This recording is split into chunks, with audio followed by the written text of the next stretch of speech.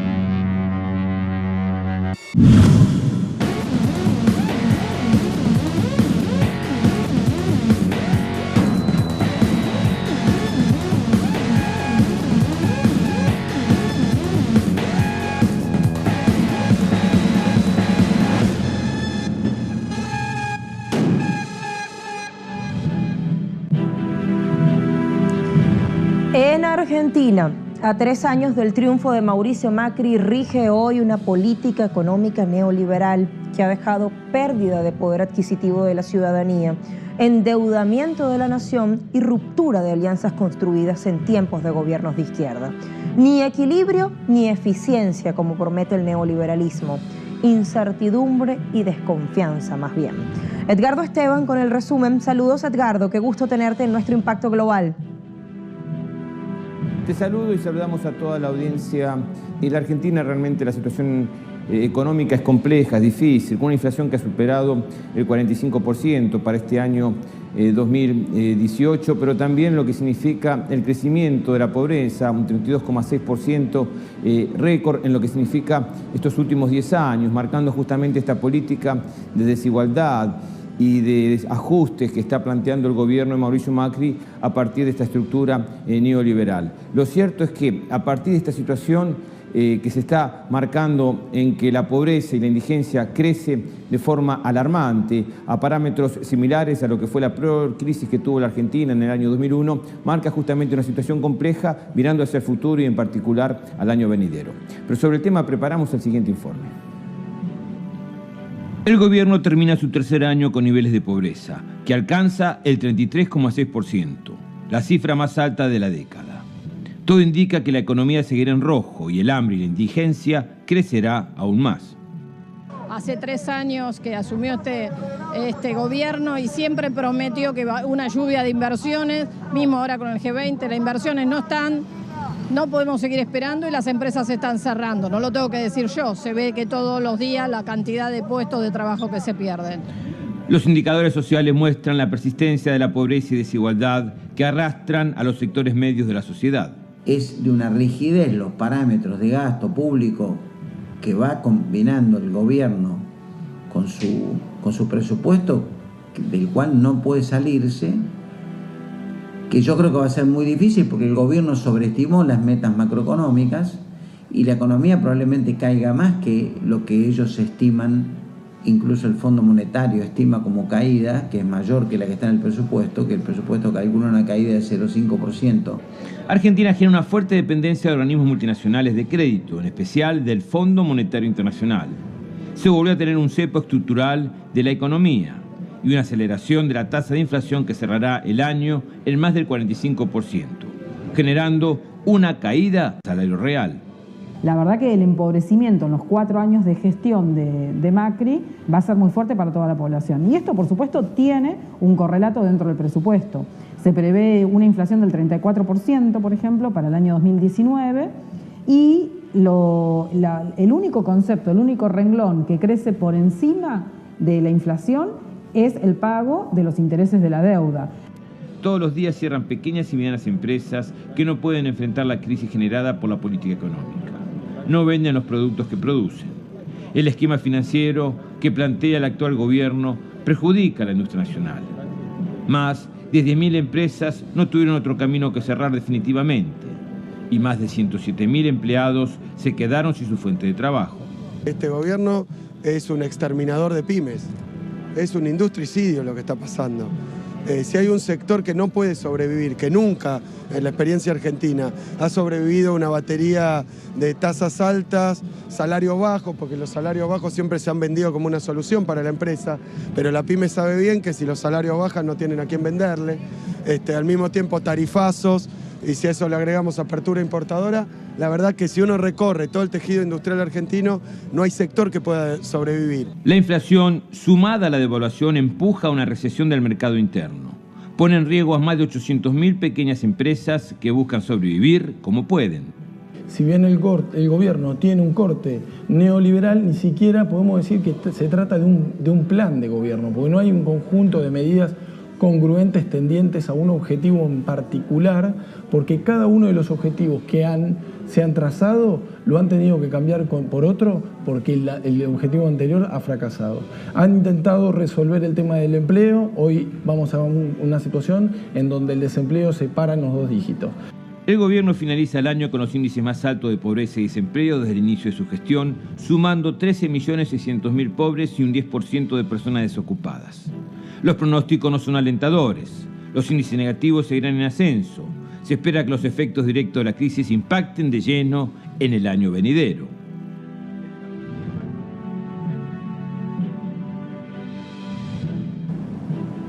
En los últimos meses hubo 378.000 despidos nuevos, solamente en lo que tiene que ver con la pequeña y mediana industria, 108.000 despidos. 20.000 empresas han cerrado sus puertas, marcando justamente una situación de recesión que se anticipa va a ser mucho más compleja y difícil para el año próximo, ya que según los indicadores va a haber una reducción del Producto Bruto Interno del 5% en la economía argentina. También se estima una inflación que va a superar el 32%, marcando una expectativa más allá del año electoral difícil, compleja, y que los sectores más perjudicados seguramente van a ser los sectores más humildes, aquellos que están teniendo esta situación compleja desde la llegada al poder de Mauricio Macri, pero también más allá de la especulación electoral, la situación de la economía argentina es alarmante y seguramente que estos parámetros que estamos anunciando en lo que fue este año 2018 se va a seguir profundizando el año próximo. Edgardo, gracias por esa narración tan pero tan abarcadora. Consecuencias de esta realidad que nos ha descrito nuestro corresponsal Edgardo Esteban y pronunciamientos regionales son reseñados en distintos medios de comunicación, especialmente los digitales, de la manera que sigue. Iniciamos con el portal argentino El Destape, que titula Las consecuencias del macrismo. De un año a otro hay 2.2 millones de nuevos pobres. La promesa de pobreza cero de Mauricio Macri durante la campaña de 2015 quedó fuera de lugar cuando se observa que el nuevo informe de la Universidad Católica Argentina indicó que el 33.6% de la población es pobre, mientras que el 6.1% es indigente. Debido a los desaciertos económicos del equipo de Macri, la fuerte devaluación y las políticas de ajuste del gobierno durante este año, la cantidad de pobres en Argentina pasó de 11.4 millones a 13.6 millones y la de indigentes de 2.3 millones a 2.47 millones. El portal iraní Hispan TV titula Argentinos rechazan paquete de medidas de austeridad de Macri.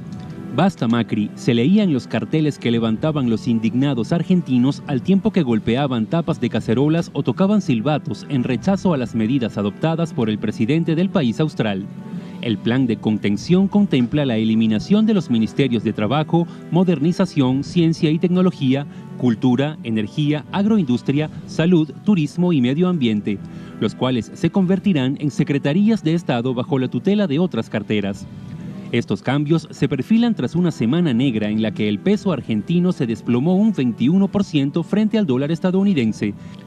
Finalizamos en el portal de la casa Telesur.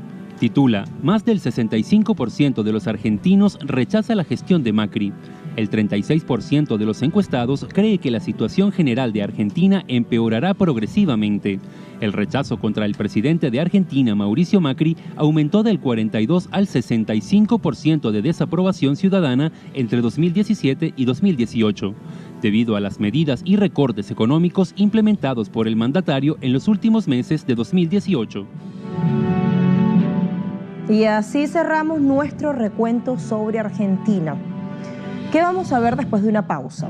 Muchas cosas ocurrieron este 2018 en Brasil. En términos político-electorales, lo que ocurrió en este país marca una continuidad en la reconfiguración del mapa regional. Eso lo vamos a revisar en tan solo segundos. Espérenos, que ya volvemos en este Impacto Global 2018 de Telesur.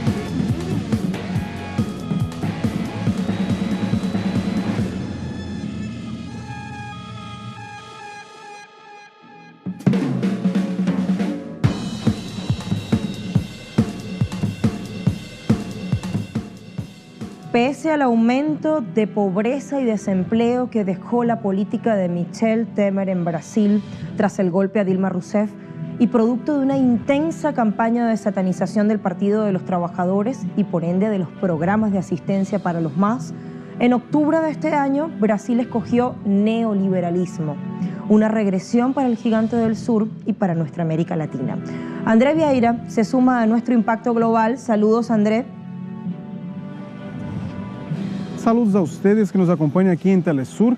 Desde el golpe de Estado y ahora con la elección del presidente Jair Bolsonaro, el neoliberalismo fue consolidado aquí en este país que vivía 13 años de administración del Partido de los Trabajadores con políticas sociales. Todo este contexto les presentamos desde ahora en esta nota conjunta, en este material hecho por las corresponsalías de Río de Janeiro y São Paulo. Veamos.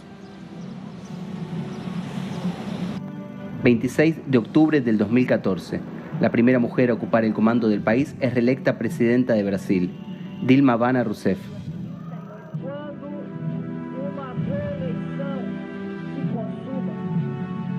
Cuando una reelección se consuma, debe ser entendida como un voto de esperanza dado por el pueblo en la mejora del gobierno.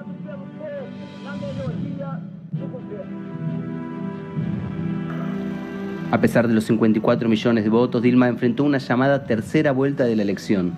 Las revelaciones sobre el espionaje de la NSA estadounidense contra Rousseff y Petrobras fueron seguidas de una articulación mediática y judicial que tuvo a la corrupción como eje del golpe de Estado protagonizado por el Parlamento en octubre del 2016. Dilma sufrió un impeachment por realizar mecanismos financieros que fueron una normalidad antes y después de su gobierno. En paralelo, la oposición convocaba manifestaciones contra la corrupción. Cuando Brasil monta el BRICS con Rusia y China, imagínese, Rusia y China en el patio de atrás de Estados Unidos.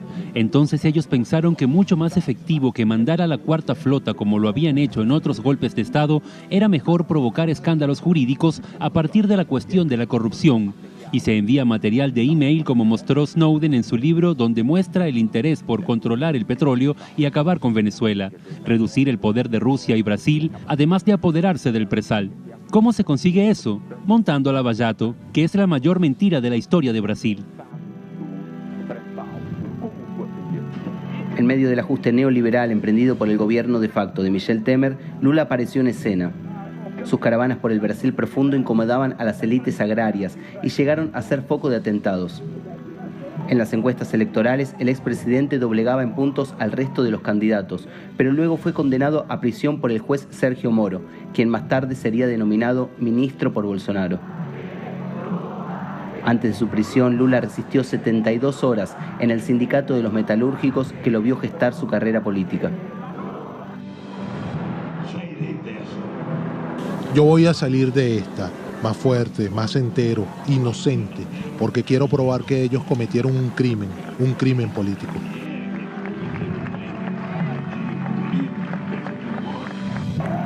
De noche, cuando el 7 de abril, Lula llegó detenido a Curitiba bajo represión de la Policía Nacional. Ahí, desde el primer día, muchos se organizaron en la vigilia Lula Libre para denunciar que el expresidente es un preso político. En un momento sentí que mi pierna quedó caliente y adolorida. Cuando miré para abajo vi la bala en otra persona que había caído. El Partido de los Trabajadores fue hasta las últimas instancias e inscribió a Lula da Silva como candidato el 15 de agosto con un acto histórico. Y el derecho fundamental del pueblo brasileño ahora es poder elegir a su líder principal, que es Lula. Mientras Brasil vivía una política de austeridad responsable por la retirada de derechos laborales y del congelamiento de las inversiones públicas, Lula da Silva, el candidato que prometía revocar estas medidas, fue impedido por la justicia de continuar con su candidatura, contrariando una decisión del Comité de Derechos Humanos de la ONU. Le tocó a Fernando Haddad ser el candidato por el partido de Lula, el PT. Es hora de salir a las calles con la cabeza en alto y ganar las elecciones. Con Lula impedido por la justicia, Jair Bolsonaro empezó a liderar las encuestas. En las calles, mujeres de todo el país gritaron él y no, él no. Él significa retroceso, violencia, machismo y misoginia. Centrado en el debate moral y denunciado como beneficiario de una red de noticias falsas, las fake news, Bolsonaro vence las elecciones. Haremos una transmisión para garantizar que los proyectos fundamentales para nuestro país sean continuados. La austeridad continúa, ahora respaldada por una elección que excluyó al líder de las encuestas, Lula da Silva.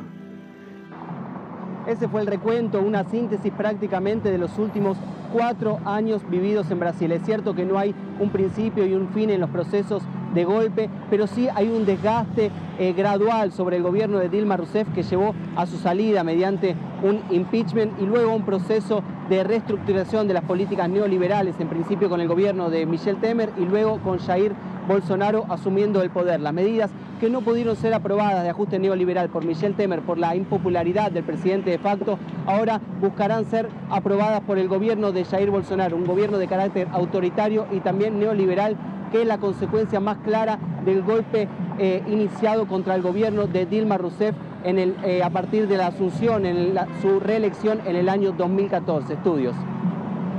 Gracias André Vieira e Ignacio Lemus por ese resumen que han preparado para nosotros. Bueno, Jair Bolsonaro se alzó con la victoria el pasado 28 de octubre con más del 53% de los votos y líderes continentales apenas se enteraban de esta noticia, se manifestaban a través de distintas vías. Por ejemplo, el presidente venezolano Nicolás Maduro Moro se expresó en su momento: estamos a tiempo de reaccionar frente al brote fascista en América Latina. La vicepresidenta de la República Oriental del Uruguay, Lucía Topolansky, hacía lo propio y decía: hay toda una tendencia conservadora en la región, pero esto es casi un retorno a lo dictatorial.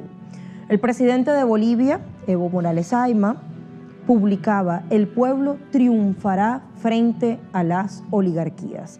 Y cierro esta seguidilla de mensajes yéndonos a Brasil. Paulo Velasco, profesor de Relaciones Internacionales en la Universidad Estatal de Río de Janeiro: si fuera otro país más pequeño, seguramente ya veríamos críticas más duras por lo que representa un fantasma nuevo en Latinoamérica, que es el fantasma de la extrema derecha.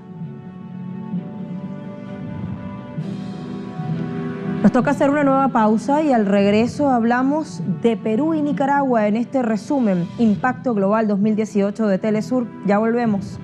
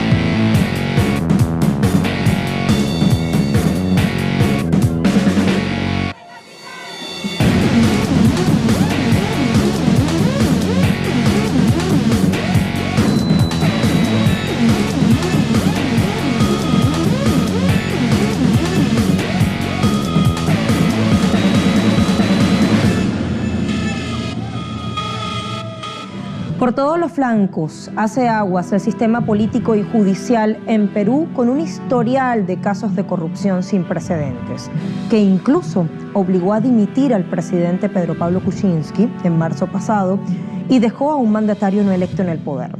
Decenas de funcionarios y empresarios salpicados y una ciudadanía que descree profundamente en la institucionalidad vigente. Y si no, dejemos que nuestra corresponsal Verónica Insausti nos narre. Hola, Verónica. El sistema neoliberal en Perú se instaló en la década de los 90. El gobierno dictatorial de Alberto Fujimori impuso una nueva constitución que se adaptó a los intereses del gran capital. Se eliminaron derechos básicos como el acceso a la educación y salud gratuitos y de calidad. Se recortaron derechos laborales y se promovieron leyes en favor del poder económico. Desde entonces hasta la fecha, todos los gobiernos acentuaron las políticas neoliberales, mientras que llenaban los bolsillos de algunos cuantos y los suyos. Fue el caso Lava Jato que desenmascaró todo este sistema de corrupción enquistado en el país andino. Las pruebas que Odebrecht entregó a la justicia peruana sobre las coimas y financiamiento de campañas electorales con dinero ilícito ocasionaron que Pedro Pablo Kuczynski renunciara a la presidencia. Ollanta Humala y Keiko Fujimori pasen unos meses en prisión preventiva mientras se resuelve la sentencia. Alejandro Toledo fugue a Estados Unidos y Alan García intente un asilo en Uruguay que fue finalmente denegado. Todos los líderes políticos del Perú y gobernantes de los últimos 30 años envueltos en corrupción. En el Perú tenemos la particularidad de que recibimos los hechos más trascendentes desde fuera. Y por supuesto eso pasó también con el escándalo de la corrupción. Pero los peruanos sabemos, todos prácticamente, que ese ha sido un sistema que ha imperado en el Perú casi desde la fundación de la República. La actual constitución, que rige desde 1993, se adaptó al sistema neoliberal que beneficia a los grandes grupos de poder mientras elimina los derechos básicos de la población. El neoliberalismo llevó al Perú al rincón en el que nos encontramos el día de hoy, donde tenemos el 46% de los niños con anemia, tenemos 2 millones de niños que no van a la escuela, tenemos 2 millones de jóvenes que no trabajan ni estudian, tenemos 80% de la informalidad en el trabajo y tenemos el abismo social más grande de América Latina. que es una cuestión espeluznante, ¿no? Y de la mano con la corrupción. El neoliberalismo es sinónimo de corrupción. Los escándalos de corrupción no solo desnudaron a la clase política peruana, también se reveló cómo la dirigencia empresarial estuvo coludida en este sistema delincuencial, protegido por un marco legal. No se limita a la corrupción, se limita a terminar con un sistema de influencia que le da ventajas a 12 grupos de poder y 24 corporaciones transnacionales, ¿no? Y sus ejércitos de abogados, especialistas, consultores, ¿no? Que terminan en los ministerios o que compran voluntades en el Congreso. Ante las evidencias del sistema corrupto, la población protestó en las calles durante todo el 2018. El suplente de PPK, Martín Vizcarra, sintonizó con el clamor popular y convocó un referéndum donde más del 95% de la ciudadanía votó por un cambio en el sistema político y de justicia. Los gobiernos, por responder a las grandes empresas y los grandes monopolios en este esquema neoliberal, se han olvidado de atender las necesidades de la gente. Entonces la salud está mal, la educación está mal, las carreteras están mal, la gente no recibe beneficios del Estado y por eso la gente está descontenta con la democracia. Las 4 reformas constitucionales aprobadas en el referéndum no son suficientes para los peruanos, quienes exigen un cambio total de la Carta Magna para sentar las bases de un país justo y con las mismas oportunidades para todos y todas. En esta Constitución falta todo, que quitemos el neoliberalismo con que nos han llevado a la pobreza, a la destrucción y a la miseria. Esta es una Constitución que está contra el pueblo, contra nuestra tierra, contra la patria, contra los recursos naturales. El 2019 se proyecta con mucha más presión social para cambiar el sistema neoliberal enquistado en Perú desde hace 3 décadas. Más de 200 organizaciones populares, sindicales e indígenas vienen recolectando firmas para poder recaudar 2.300.000 suscritos, cifra mínima que exige la ley para poder convocar un referéndum y preguntarle a los peruanos si están de acuerdo o no en la constitución de una Asamblea Nacional Constituyente y así sentar las bases de una nueva Carta Magna. Gracias, Verónica Insausti. Toca ver entonces cómo se siguen desenvolviendo, cómo siguen evolucionando las cosas en Perú en el próximo 2019. Avanzamos en este Impacto Global 2018.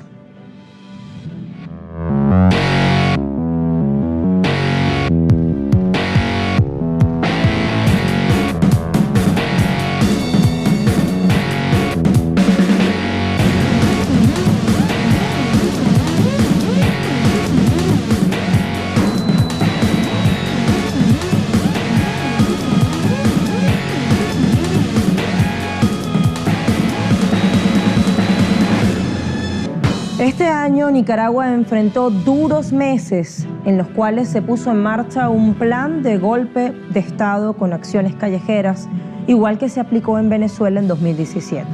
En este caso, la excusa fue la reforma al sistema pensional propuesta por el gobierno del presidente Daniel Ortega. No obstante, derogada esta, más bien aumentaba el nivel de conflictividad e intransigencia de parte de los grupos opositores. María José Díaz, nuestra corresponsal, nos cuenta más. Hola, María José.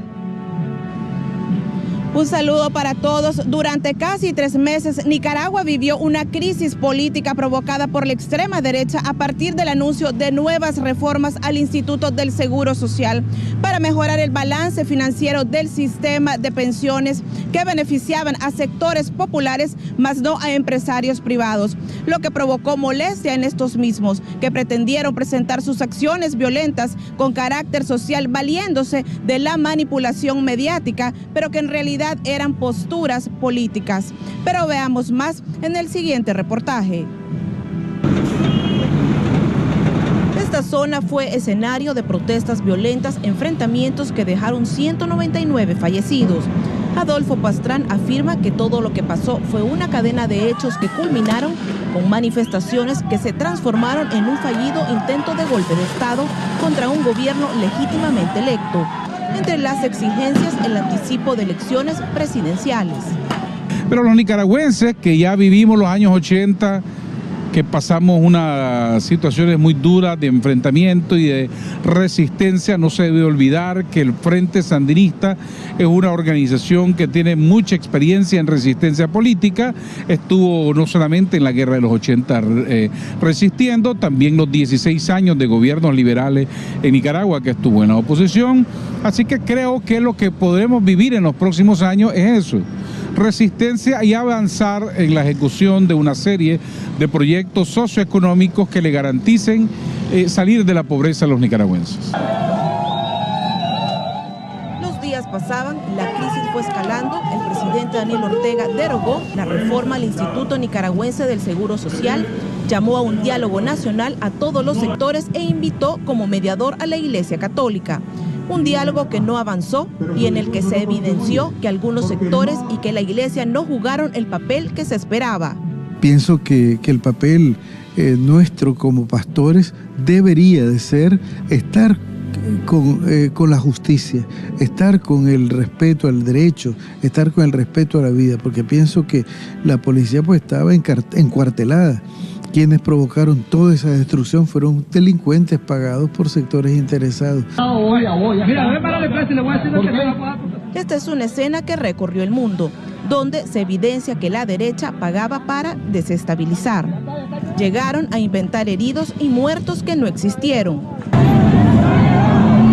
Mientras, la gran mayoría de la población se dio cuenta del intento de golpe y salió a las calles en apoyo al gobierno sandinista, a trabajar, a exigir justicia por los caídos y reparación por los daños que causaron, según denuncias, los terroristas.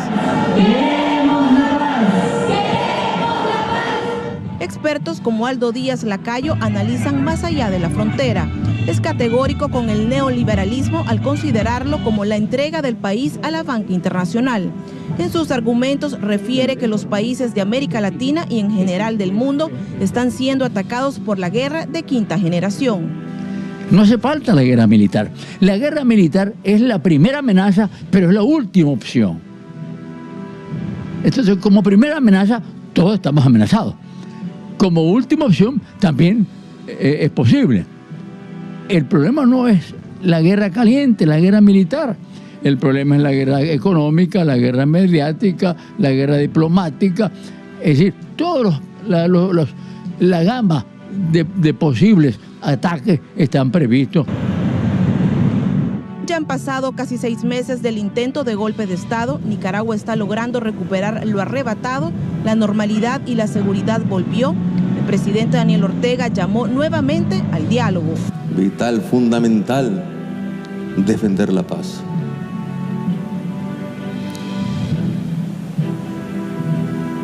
Y por eso es que